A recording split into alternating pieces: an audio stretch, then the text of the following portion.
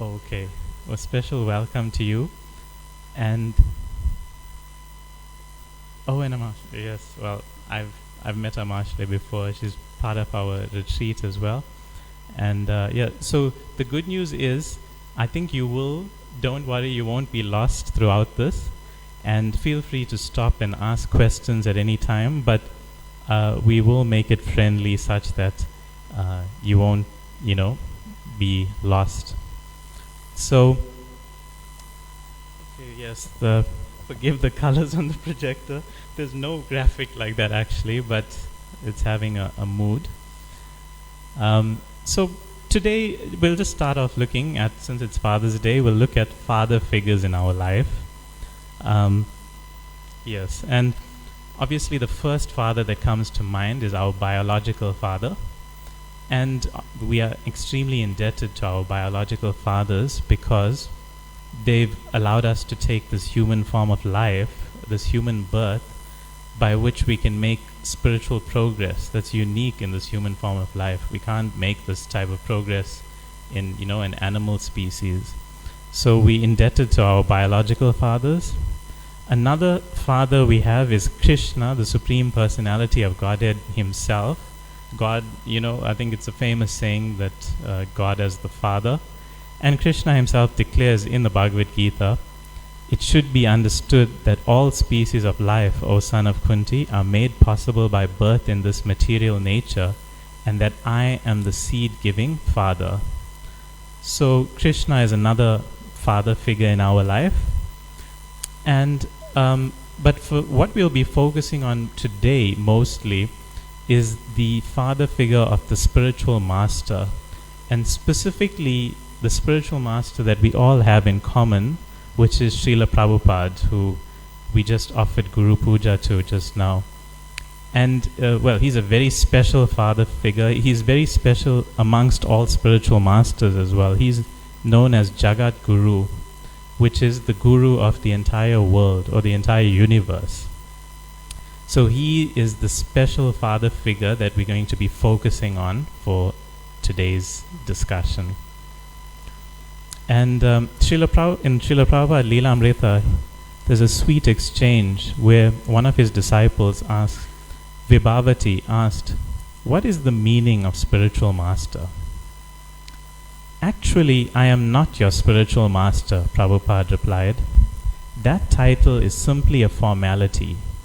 You should think of me as your spiritual father, your eternal father. So Prabhupada he's going even beyond this notion of the spiritual master. It's a very intimate relationship, like that of a father, but more than your father in this life, your eternal father. That's who Prabhupada is saying the spiritual master is. So also you'll note in the topic that was advertised, it was our spiritual father, the impact of gratitude. So let's focus a little bit on gratitude as well. And it's not that visible, but there's some quotes there by Gaur Gopal Prabhu, who says, if you are not grateful, then you will become a great fool. And another of his quotes is, greatness is not just doing great things, but it's by being grateful.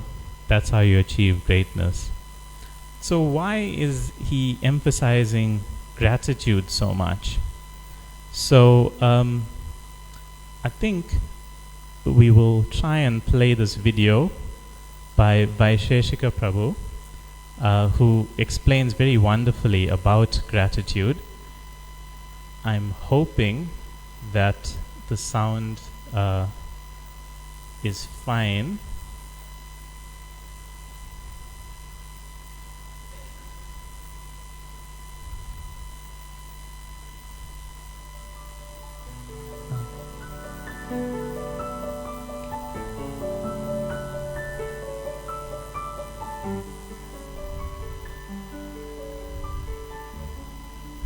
During childhood, children rarely appreciate their parents or how much they're doing for them.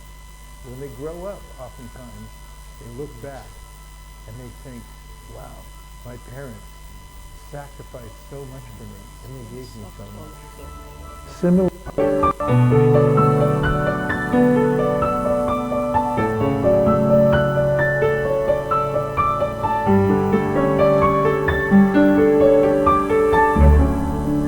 During childhood, children rarely appreciate their parents and how much they're doing for them. When they grow up, oftentimes, they look back and they think, wow, my parents sacrificed so much for me and they gave me so much. Similarly, when someone grows up spiritually and becomes mature, he or she realizes, I'm being provided gifts at every second. The breath I have that's coming through my lungs and maintaining my body, my heartbeat, the food, the beauty of the world. And for a very advanced person, even adversity seems like a gift because it helps us to grow. The process of bhakti yoga means to develop more and more gratitude and to realize that actually I'm being given gifts at every second. Imagine swimming in gratitude at every minute. If we have gratitude, even a little pinch of gratitude, we feel happy no matter where we are. Without gratitude, with billions of dollars, in the most pristine setting, we'll feel miserable and unhappy, being self-centered. Bhakti means to come out of our self-centeredness and realize that we're being given gifts. And to celebrate those gifts, there's chanting, there's dancing, and there's offering everything that we receive back to our original divine source. This is bhakti, and this is real happiness in life.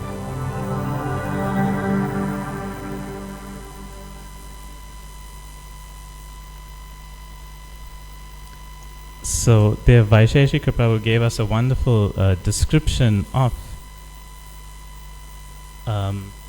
bhakti, and as well as specifically focusing on gratitude. And he mentioned something very wonderful as well, that when you're advanced, you even appreciate adversity in life.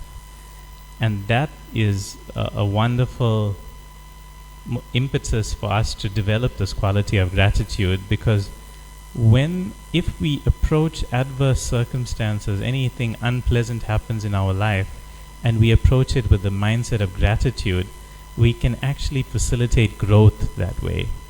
Then we don't just be like, oh, this terrible thing happened to me, and you wallow in self-pity. But when you approach everything with gratitude, then it enables us to actually grow from that experience. So that's the wonderful aspect of gratitude that was mentioned in that video, amongst other things. So gratitude as well, in the Nectar of Devotion, chapter 21, there's a definition: any person who is conscious of his friend's beneficent activities and never forgets his service is called grateful.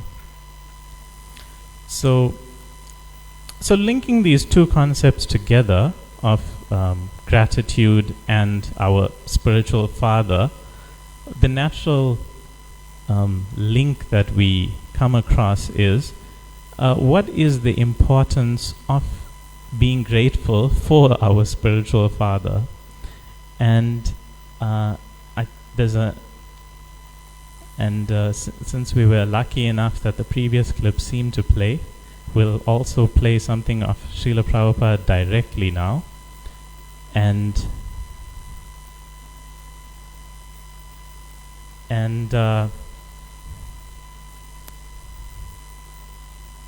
where he explains about, well, I'll mention it after we play this clip. So, this Guru Puja, which we are doing, it is not self-aggrandizement, it is real teaching.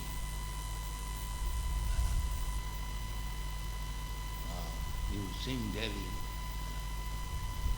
What is that? Guru Mukha Padma Vakka. Arana Kariyo. But, I tell you, friend, whatever little success is there in this Krishna consciousness, I simply believe what was spoken by your Guru. You also continue that. Then every success is. Thank you very much. So there, Srila Prabhupada is speaking about that this Guru Puja, the one we just performed there, is not self-aggrandizement, it is real teaching. Now that might seem a little strange. How is this offering flowers to someone real teaching? That's what he's describing. But in the Guru Puja that we're singing the Divya Gyan Shede Prakashito, which means that the transcendental knowledge is revealed in the heart by the mercy of the spiritual master. It's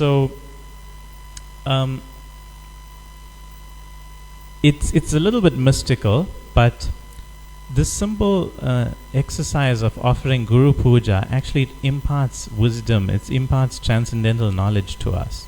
And that's the benefit of showing gratitude to our spiritual master, to Srila Prabhupada. It's actually for our benefit. You know, it might seem like we are trying to offer something to Prabhupada, but it's actually we who are getting benefited. Like how we, when we clean the temple, it seems like we are doing some service, but actually we are cleaning our hearts in that endeavor. Everything in devotional service is actually like that. It's meant for our purification, meant for our benefit. We might think I'm doing so much here, but it's actually, it's for our own benefit. So that's the benefit of gratitude, specifically in the context of Srila Prabhupada. Shri Shri Radha Radhanath ki jai, Shri Giriraj Govardhan ki jai, Shri Chaitanya Mahaprabhu ki jai, Srila Prabhupada ki jai.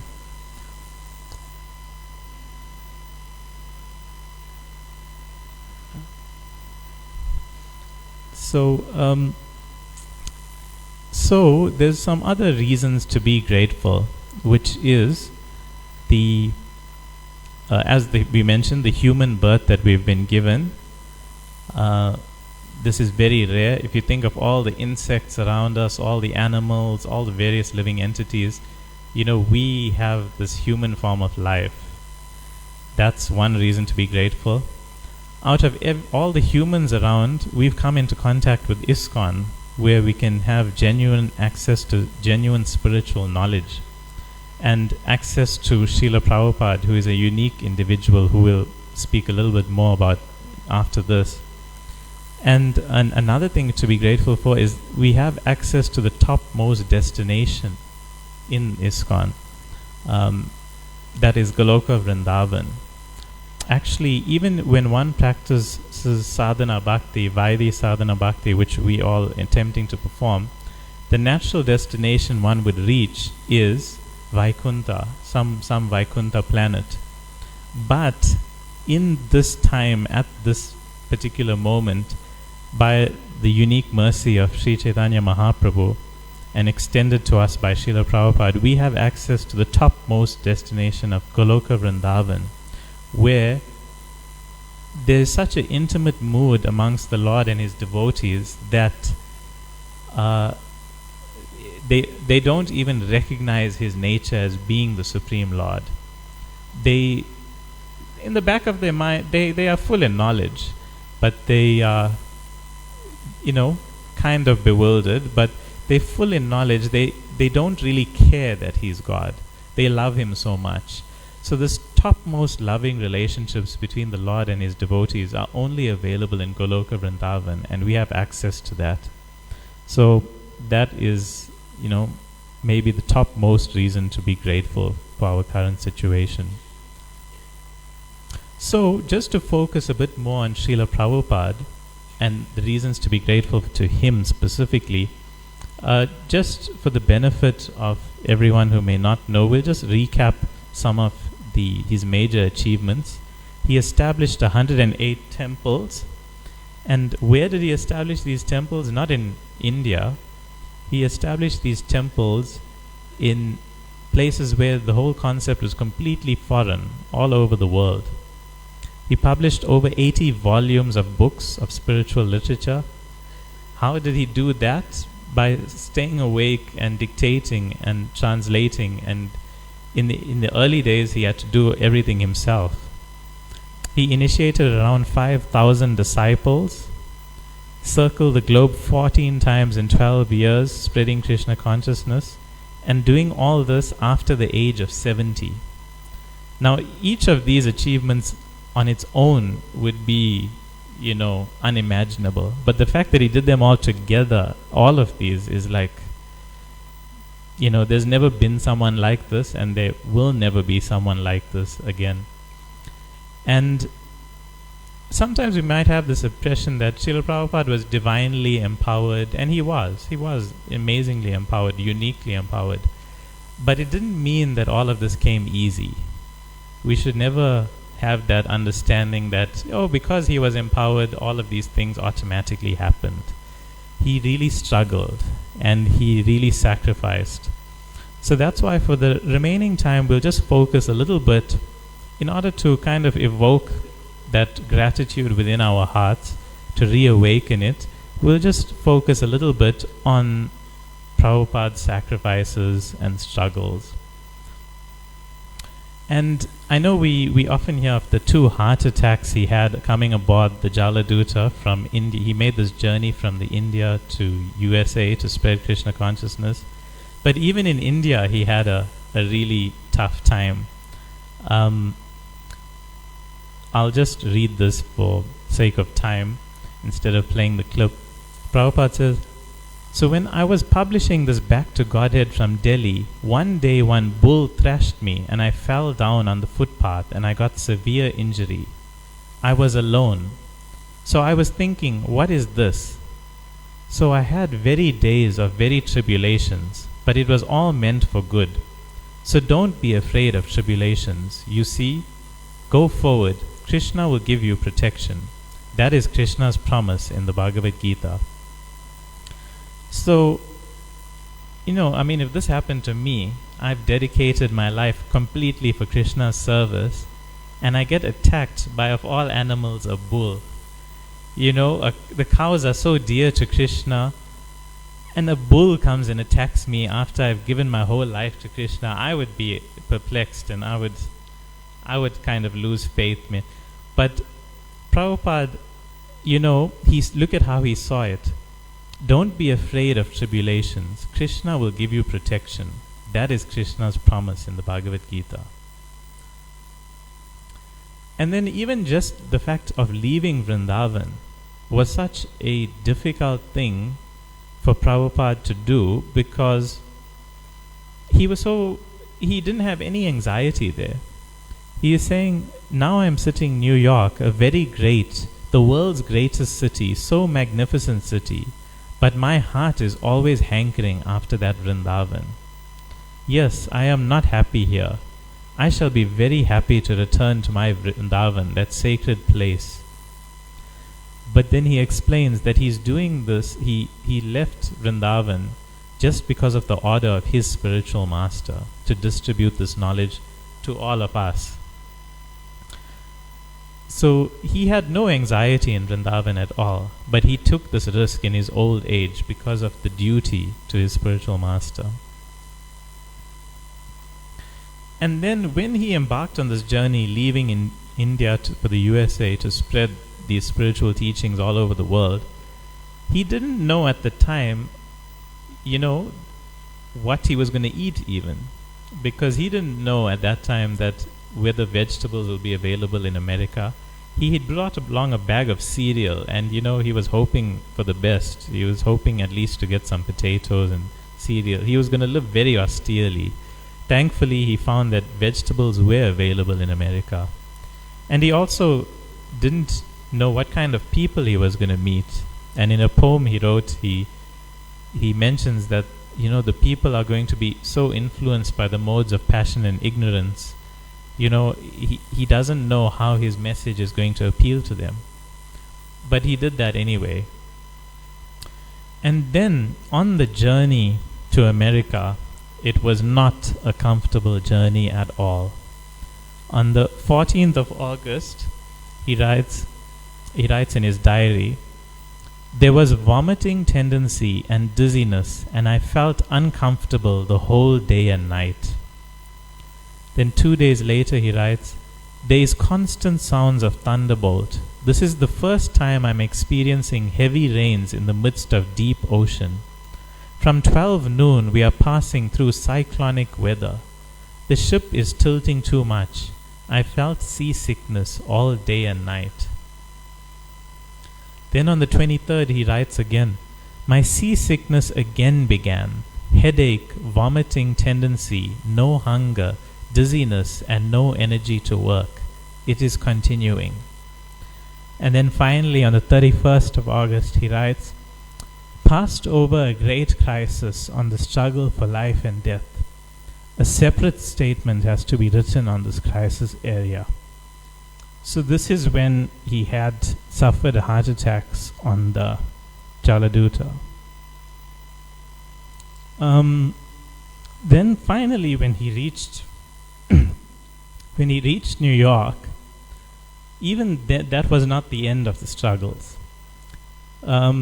Because he had no money, of course. I think we've heard that he came to America with 40 rupees, and which doesn't amount to much now, and it didn't amount to much then either. And a few years ago we found that Srila Prabhupada's son told us that he didn't even have those 40 rupees. Actually, when Srila Prabhupada was leaving India, he gave that everything he had, those 40 rupees, to his son and said, I've given you everything, please take care of your mother. I have nothing else. So he had nothing. And then it was an extremely cold winter that he landed in America, and he was obviously not clothed correctly, and he had these strange pointy shoes that were completely inappropriate for the weather, and he was really suffering in that cold. And more than all this, he was suffering from there was no following whatsoever that he was developing for almost a year. And just by the way, I should just mention, these struggles that I'm mentioning is not a comprehensive list. I've just kind of picked out some of them.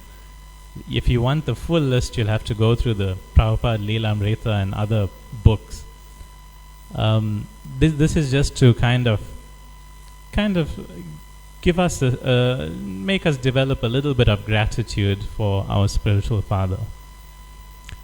And then on the 2nd of February 1966, Srila Prabhupada purchased a tape recorder, which was a very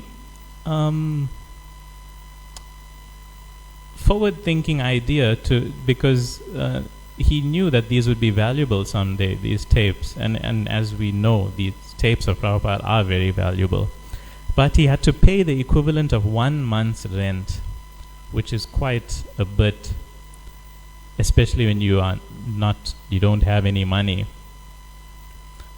And then on the 6th of March he mentions, today is Adivas day of Gaur Purnima. Devotees at Vrindavan and Navadvip are enjoying the celebration. I am here alone without any devotee companion, but I have come here to serve the Lord and not for personal happiness. I am prepared to live in hell even if I am able to serve the Lord. Sri Chaitanya Mahaprabhu wanted that his mission should be propagated all over the world, and that is my objective. I do not mind the inconvenience personally felt.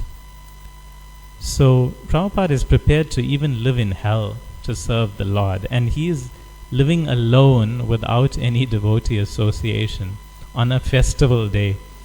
I don't think many of us would like that experience. If someone told us, okay, Gaur Purnima is today, go somewhere and, start something, a center somewhere. You'll be all alone, but you can celebrate, and Sri Chaitanya Mahaprabhu wanted this mission to be propagated. I don't know how much of us would have the courage or the desire to do something like that. But Prabhupada, one of his austerities was just lack of devotee association in that year. And then, just a short while later, his tape recorder that he had just bought for 1 month's rent, his typewriter and his book bag were all stolen. So this was a very, very heavy setback, especially when you don't have anything and your few possessions that you do own are all stolen. And then not only that, this young person who Prabhupada was cultivating and sharing Krishna consciousness with, Paul, and there was even thought that maybe this could even be like Srila Prabhupada's disciple someday, his first disciple in the West. Here he writes, "Today Paul showed his crazy mind, but he was sorry later on for his breaking the kirtan performances in the morning service."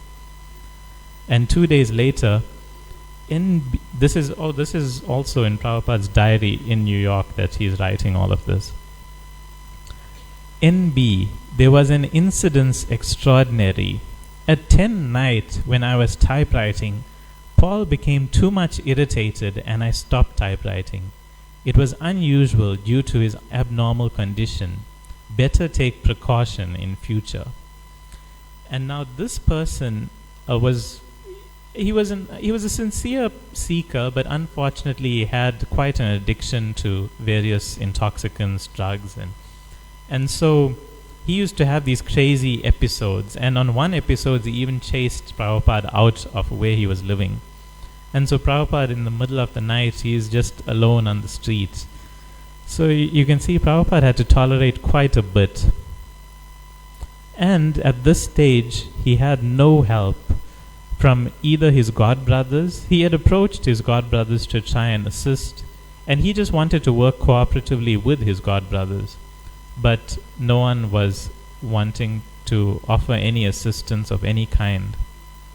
He had also approached some industrialists who were favorable to the idea of, supporting the movement in New York. But unfortunately that didn't work out either. And one person actually died who was supposed to help Prabhupada. And he was obviously not getting any help from any of the locals. So everything was kind of really not going Prabhupada's way.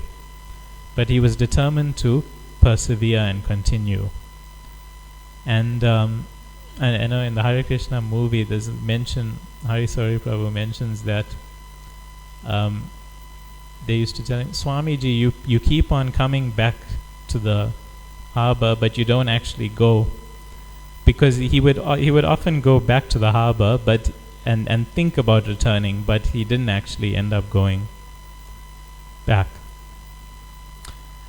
And then he had to tolerate even as a few guests were coming and he was getting something of a following. Even then the guests he had were a strange bunch. Like in the Lilamrita there's this pastime mentioned. "Suddenly a Bauri derelict enters, whistling and drunkenly shouting. The audience remains seated, not knowing what to make of it. The drunk, 'How are you? I'll be right back. I brought another thing.' Then Prabhupada says, 'Don't disturb. Sit down. We are talking seriously.' Suddenly the old derelict returns, announcing his entrance. 'How are you?' He is carrying something. He maneuvers his way through the group, straight to the back of the temple, where the Swami is sitting. He opens the toilet room door, puts 2 rolls of bathroom tissue inside, closes the door, and then turns to the sink, sits some paper towels on top of it, and puts 2 more rolls of bathroom tissue and some more paper towels under the sink. He then stands and turns around toward the Swami and the audience. The Swami is looking at him and asks, 'What is this?' So I think if that kind of happened now, some drunk person just walked in carrying some toilet paper and going, we fortunate that I don't know if that's ever happened here, but it's not happened in my experience. But these are the sort of things that were happening in Prabhupada's experience in New York, and he definitely never experienced things like this before, and certainly not in India. But he was tolerating these things, and he actually appreciated that this person actually offered some service as well. Then not only the guests Prabhupada had to tolerate, he had to tolerate his own followers who is, starting to practice Krishna consciousness. We see that for many months, I don't know the exact time, but Prabhupada used to cook alone, and he used to hold a Sunday feast just like what we're having now. And people would gather, and hundreds of people sometimes, and he would cook everything himself, clean everything himself, and this would go on until after a while it dawned on someone that they're seeing this old man doing everything himself, and they offered is like, maybe we could help him clean or something, because they didn't have that culture that to think. So Prabhupada was cooking alone for a long time. Then even as people were staying there, Prabhupada was queuing for the bathroom just like everyone else in the morning. So, there'll be a long queue, Prabhupada would be at the back, and no one would think to, allow Prabhupada to go ahead of them in the queue. It just wasn't part of their consciousness. But Prabhupada tolerated, he never said anything, he just carried on doing what he was doing. He never really enforced anything on anyone. And then his followers would have a lot of quarreling amongst each other, and maybe that's continuing even unto this day to some extent. I don't know if we are free of the quarreling tendency yet. And then, so that meant that Prabhupada always had to be involved in management. What he really wanted to do was focus on his book production and traveling and preaching, but he always had to get involved in management because things were always going wrong with his junior disciples. Then Prabhupada also had to tolerate criticism from his godbrothers, some of whom were very envious of his achievements. And this is obviously not a nice thing to bear, especially when you are very sincerely practicing and you are having success, and your godbrothers who never wanted to help you at all are even criticizing you and actually causing a lot of disharmony within the institution as well. So Prabhupada had to tolerate a lot.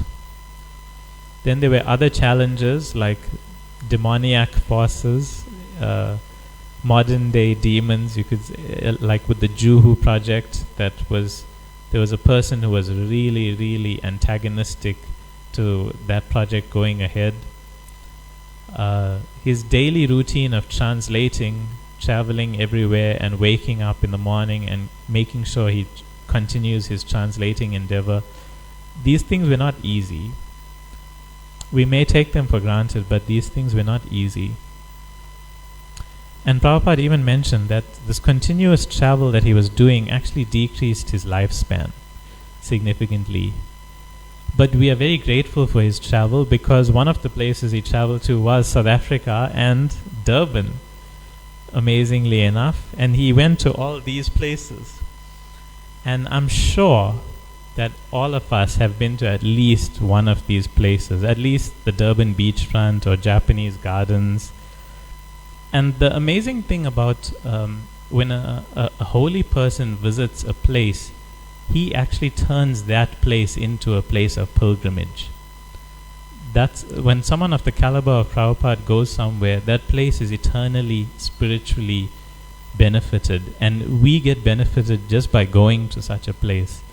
So all of us who've been to the beach, who've been to Japanese gardens, we're getting some mercy that way. And for those of us in BYS, and on Westville campus, we even have the opportunity to go to the same room that Srila Prabhupada went to. So it's quite amazing. And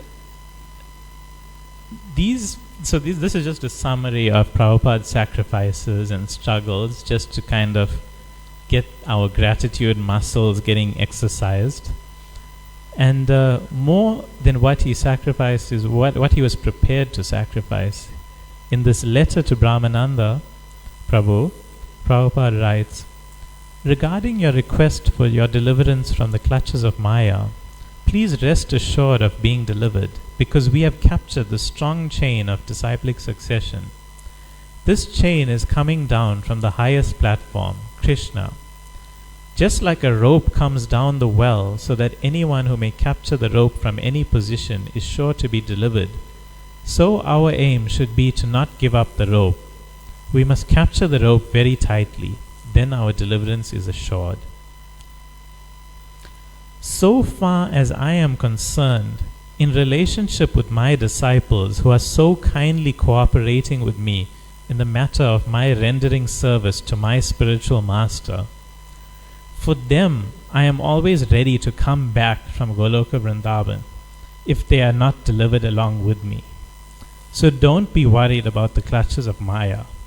Be fixed up in your determination and go on serving the Supreme Lord, Krishna, with determination as you are already doing.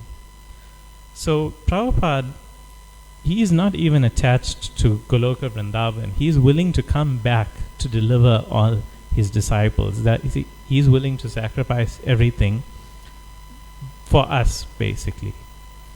So I think we have a bit of time enough for our activity that we will be doing. But at this point, are there any corrections, comments, or questions before we move on to our fun activity?